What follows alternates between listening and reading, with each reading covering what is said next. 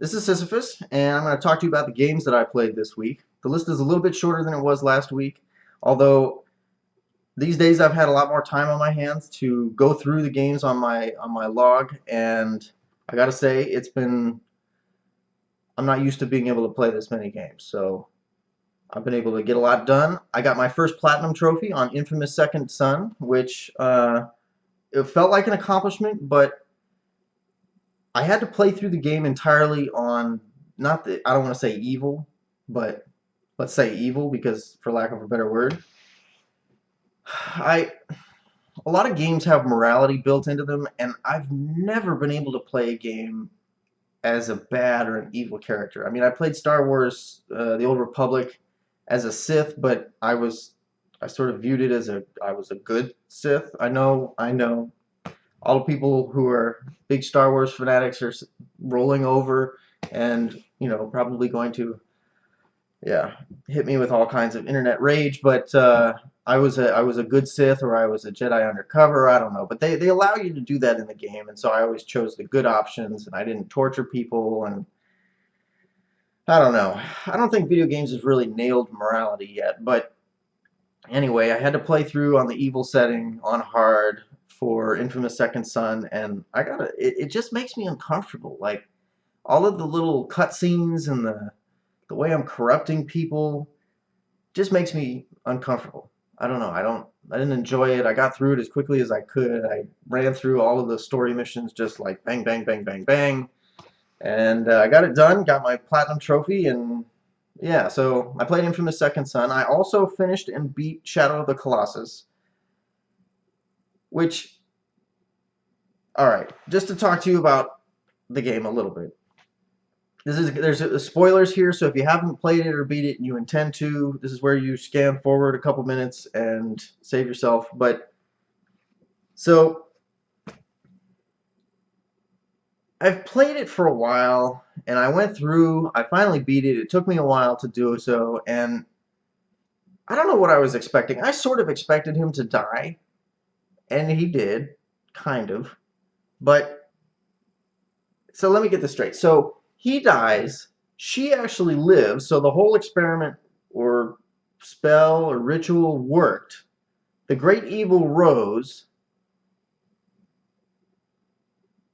I don't know. I don't know. All right. So the guy was the evil being or creature was split into 16 parts. By killing all of the colossi, I freed all of those parts, which came together into my character, who then became this large dark creature and then was defeated almost instantly afterwards. But the large dark creature who sort of led me down this path of freeing it, if you will, was doing so to allow for the resurrection of my girlfriend, or this girl that I love, that I brought there because she had died an untimely death, I assume. I don't know. So I get imbued with this big dark creature. I die. She comes back to life. She goes wandering over and finds that I've turned into a baby that she's now going to take care of. So the love of my life is now going to raise me as her son, kind of. I don't know. It was a little bizarre for me. So it wasn't quite what I thought it was going to be. So anyway, so I played those two games. I also played Child of Light, and if you haven't seen it, I posted a review for it last week. Definitely swing by and check it out. It's a beautiful game. I'm told that it's like JRPGs or Japanese role-playing games, but I've never, I don't know, I've never played Japanese RPGs. I've never played any of the Final Fantasy games. I've watched somebody play once or twice, and I mean, I see what they're saying in saying that it's similar just because the combat system is very similar, but yeah, I don't know. I mean, I enjoy it, but yeah,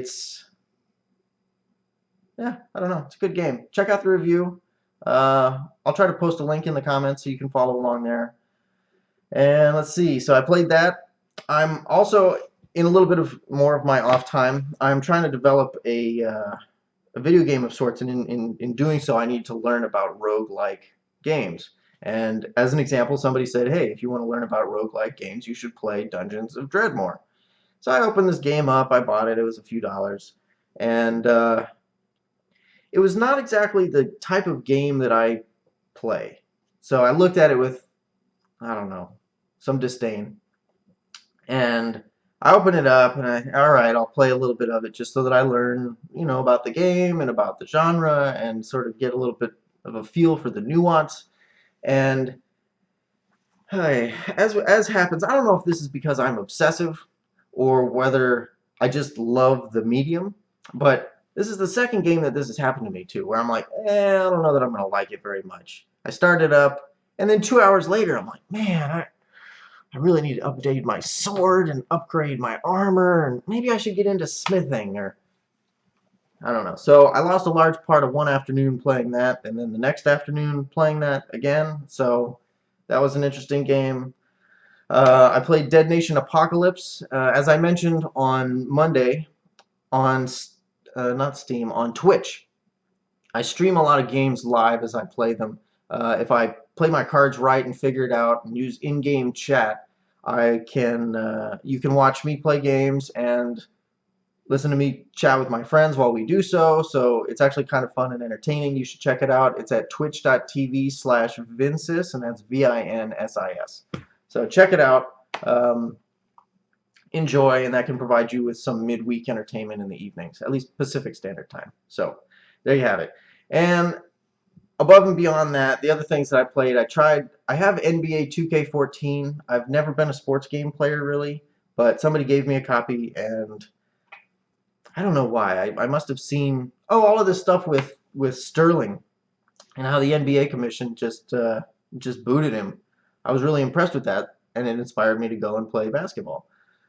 Normally my views on basketball or professional sports in general are that basically it's like pimps and thugs and a bunch of bad guys getting paid a lot of money to not really contribute to society.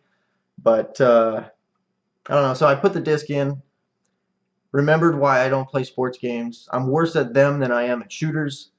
It always takes me a while to remember what the controls are, especially because in this game there's no like click here to look at the controls. It's just like, hey, here's the ball, good luck, and the other team's just spanking me. So it's a humbling experience, one that I don't necessarily recommend, but it's a very popular game. You might be better suited to it. And lastly, I play around in Resogun a little bit. So last week I talked about maybe doing a new to gaming segment where I would pick a game and talk about it and explain it in a way and try to open gaming or the world of gaming up to people who don't necessarily already, I don't know, I guess have some knowledge or experience with it. A lot of my friends fall into this category, and so I'm trying to bring them more into the fold, and if you know people who aren't into gaming, this might be a way to introduce them to it as well. So I probably am not going to have one this week. I'm hoping next week, depending on my time and availability. If you have a game that you think would really lend itself well to this sort of thing, by all means, excuse me, by all means, send me an email or post a comment here. I'll check in periodically, and we'll go from there. So hopefully next week we'll have that additional segment as well. But until then, have a great week, and I'll see you on Monday.